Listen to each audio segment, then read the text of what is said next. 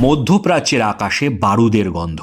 একদিকে আমেরিকার সর্বাধুনিক ড্রোন আর স্টিলথ ফাইটার, অন্যদিকে ইরানের হাজার হাজার কামিকাজে ড্রোন আর আন্ডারগ্রাউন্ড মিসাইল সিটি।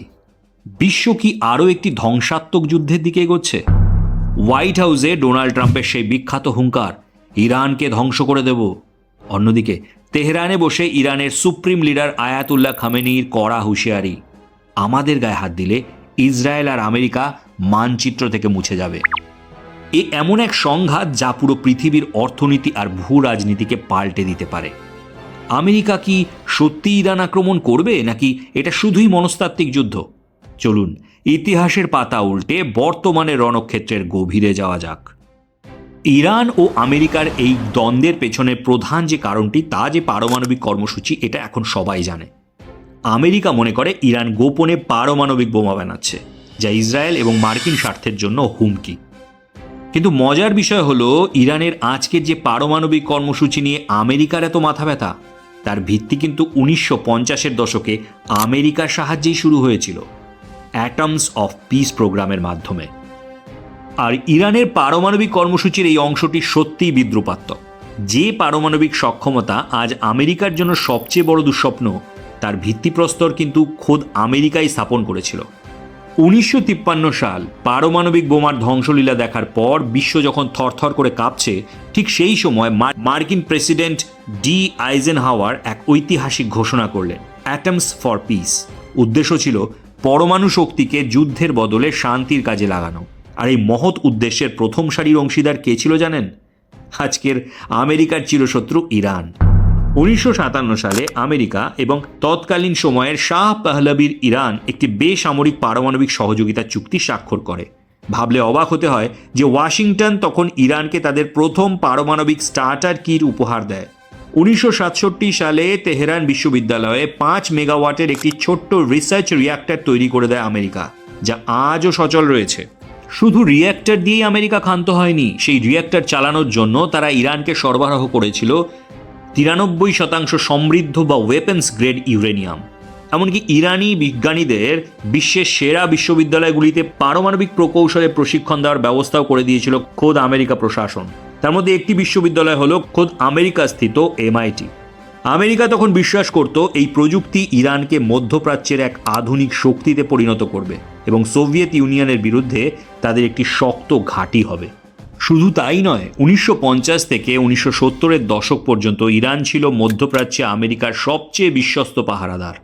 তৎকালীন শাসক শাহ মোহাম্মদ রেজা পেহলভির সাথে ওয়াশিংটনের বন্ধুত্ব ছিল এতটাই গভীর যে ইরানকে বলা হতো দ্য আইল্যান্ড অফ স্টেবিলিটি। কিন্তু এই বন্ধুত্বের পেছনে ছিল এক কালো ইতিহাস।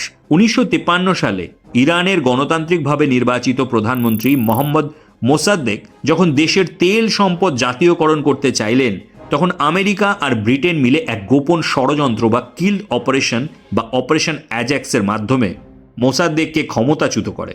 উদ্দেশ্য ছিল একটাই, ইরানের তেলের ওপর নিয়ন্ত্রণ রাখা। এটাই ছিল সেই বিষ বৃক্ষ যেখান থেকে আমেরিকার বিদ্বেষের শুরু। তবে এই বন্ধুত্বের পরিস্থিতি পুরোপুরি বদলে যায় 1979 সালে। মুহূর্তের মধ্যে পুরো ইতিহাসই বদলে যায়। ইরানের সাধারণ মানুষ মার্কিন মদতপুষ্ট শাহের শাসনের বিরুদ্ধে রাস্তায় নেমে আসে। রাজতন্ত্র ধুলোয় মিশিয়ে দিয়ে ক্ষমতায় এলেন আয়াতুল্লাহ খোমেনি।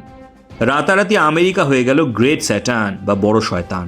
উত্তেজনার পারদ চরমে উঠল যখন 4 নভেম্বর 1979 সালে তেহরানের মার্কিন দূতাবাসে হামলা হয়। ইরানি ছাত্ররা তেহরানের মার্কিন দূতাবাসে ঢুকে 52 জন আমেরিকানকে টানা 444 দিন বন্দি করে রাখে। আমেরিকা অপমানিত বোধ করে এবং কূটনৈতিক সম্পর্ক ছিন্ন হয় চিরতরে। যে বন্ধুটি পকেটে ছিল সেই ইরান হয়ে উঠল গলার কাঁটা। আর ওদিকে আমেরিকা ও ইরানের মধ্যে যে পারমাণবিক সমঝোতা চলছিল 1979 সালের বিপ্লবের পর, শাহের পতনের সাথে সাথে এবং আয়াতুল্লাহ খোমেনি ক্ষমতায় আসার পর, আমেরিকা তখন সেই প্রজেক্ট থেকে রাতারাতি তাদের সব সমর্থন তুলে নেয়। অবশ্য ততক্ষণে অনেক দেরি হয়ে গেছে। আমেরিকা যে জ্ঞানের বীজ বুনে দিয়েছিল, ইরানের বিজ্ঞানীরা তা ব্যবহার করে ততদিনে এক বিশাল পারমাণবিক ইকোসিস্টেম তৈরি করে ফেলেছেন। অর্থাৎ যে রিঅ্যাক্টর আর প্রযুক্তিতে আজ আমেরিকা বোমা বানানোর ভয় পায়, তার জন্মদাতা কিন্তু অন্য কেউ নয়, আমেরিকা নিজেই। এরপর জল অনেক দূর গড়িয়েছে। 1980-র দশকে ইরাকের সাদ্দাম হোসেনকে অস্ত্র দিয়ে ইরানের বিরুদ্ধে উস্কানি দেওয়া থেকে শুরু করে 2020 সালে বাগদাদ বিমানবন্দরে ড্রোন হামলায় ইরানের সেনাপতি কাসেম সোলেমানিকে হত্যা, প্রতিটি ঘটনায় এই আগুনে ঘি ঢালার কাজ করেছে। গত 40 বছর ধরে দুই দেশ একে অপরের বিরুদ্ধে ছায়াযুদ্ধ বা শ্যাডো ওয়ার লড়ে যাচ্ছে। আজ ট্রাম্প আর খামেনেইর মধ্যে যে লড়াই দেখছেন তা আসলে কয়েক দশকের জমে থাকা সেই প্রতিশোধের আগ্নেয়গিরি। এবং বলতেই হয় যে এই আগ্নেয়গিরির ক্ষেত্রে আমেরিকার ভূমিকা বড় কম নয়। 1953 সালে সিআইএর মাধ্যমে মোসাদ্দেককে সরানো ছিল আমেরিকার অন্যতম বড় একটি ভুল, যা আজও ইরানিরা ভোলেনি। তাছাড়া এই পারমাণবিক শক্তি চুক্তি নিয়ে নানা রকম টালবাহানা, সেটাও কিছু কম ছিল না। আর তাছাড়া 1950-এর দশকে আমেরিকার সেই যে অ্যাটমস ফর পিস প্রোগ্রাম, সেটিও তো আজকের দিনে তার অনেক বড় একটি ভুল বলে প্রমাণিত হয়েছে। তবে আজকের দিনের সবচেয়ে বড় প্রশ্ন হলো, আমেরিকা ও ইরানের মধ্যে যুদ্ধ কি আদৌ হবে, নাকি কোথাও না কোথাও আমেরিকা একটু হলেও ইরানকে ভয় পাচ্ছে?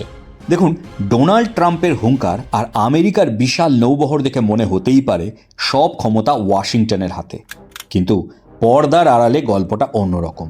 পেন্টাগন আর হোয়াইট হাউসের ঘুম কেড়ে নিয়েছে ইরানের 3টি প্রধান অস্ত্র, এবং সে কারণেই হয়তো যুদ্ধে সরাসরি নামবার আগে আমেরিকা 10 বার ভাববে।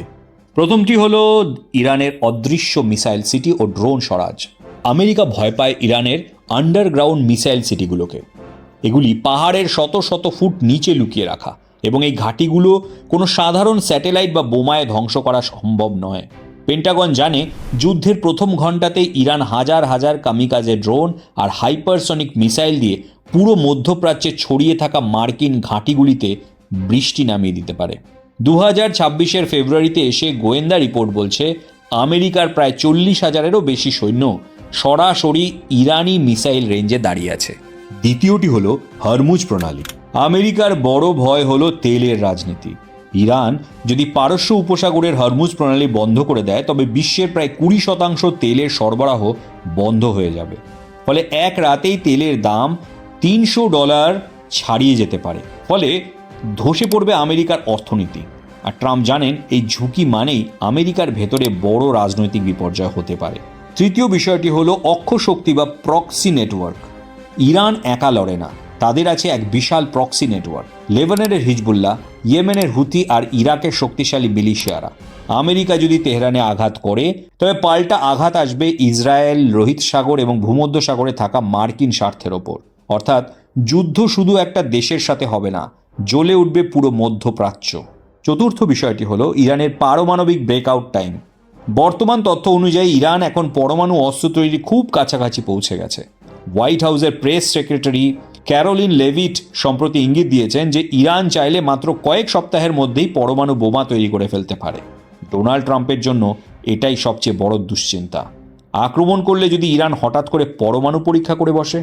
সে কারণেই গত 24শে ফেব্রুয়ারি স্টেট অব দ্য ইউনিয়ন ভাষণে ট্রাম্প ইরানকে 1 নম্বরে সন্ত্রাসবাদী রাষ্ট্র বললেও আড়ালে কূটনৈতিক আলোচনার পথ খোলা রেখেছেন। এই ভয় কি আমেরিকাকে সরাসরি আক্রমণ থেকে দূরে রাখছে, নাকি তারা বড় কোনো ঝড়ের আগে শান্ত হয়ে আছে? এটাই প্রশ্ন। আর এই কথাটাও সত্যি যে আমেরিকা ইরান আক্রমণ করার সিদ্ধান্ত নিলে সেটি কোনো সাধারণ লড়াই হবে না। 2026-এর আধুনিক রণকৌশল এবং প্রযুক্তির নিরিখে এই সম্ভাব্য আক্রমণ ও যুদ্ধ কৌশলটি হবে অন্যরকম। আমেরিকান বিশেষজ্ঞরা বলছে আমেরিকা যদি পা বাড়ায়, তবে তারা 20 বছরের পুরনো ইরাক স্টাইল ইনভেনশন বা স্থলপথে সৈন্য পাঠাবে না। ট্রাম্পের রণকৌশল হবে অনেক বেশি নিখুঁত এবং বিধ্বংসী, কারণ ইরাক ও আফগানিস্তানের তিক্ত অভিজ্ঞতা আছে আমেরিকার। তাই সার্জিক্যাল স্ট্রাইক বা ড্রোন জাতীয় হামলার সম্ভাবনা প্রবল। যুদ্ধে নামার আগেই আমেরিকা চালাবে সাইবার ওয়ারফেয়ার। ইরানের ইলেকট্রিক গ্রিড, যোগাযোগ ব্যবস্থা এবং মিসাইল কমান্ড সেন্টারগুলোকে অকেজো করে দেওয়ার চেষ্টা করবে পেন্টাগন। তারপর ধেয়ে আসবে F-35 লাইটনিং II এবং B-21 রাইডার স্টেলথ বম্বার। এদের রাডারে ধরা অসম্ভব।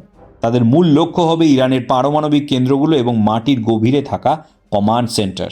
ইরানের পাহাড়ের নিচে লুকোনো ঘাঁটিগুলো ধ্বংস করতে আমেরিকা ব্যবহার করবে তাদের সবথেকে শক্তিশালী অস্ত্র GBU-57 ম্যাসিভ অর্ডিন্যান্স পেনিট্রেটর। এটি এমন এক দৈত্যাকার বোমা যা 200 ফুট কংক্রিট ভেদ করে ভেতরে গিয়ে বিস্ফোরণ ঘটাতে সক্ষম। অবশ্য ইরানও বসে নেই। তাদের মিসাইল সিটিগুলো এমনভাবে ডিজাইন করা হয়েছে যে একটি সুড়ঙ্গ ধ্বংস হলেও অন্যগুলো দিয়ে হামলা চালানো সম্ভব। তবে আসল রক্তক্ষয়ী যুদ্ধ কিন্তু হবে সমুদ্রের বুকে।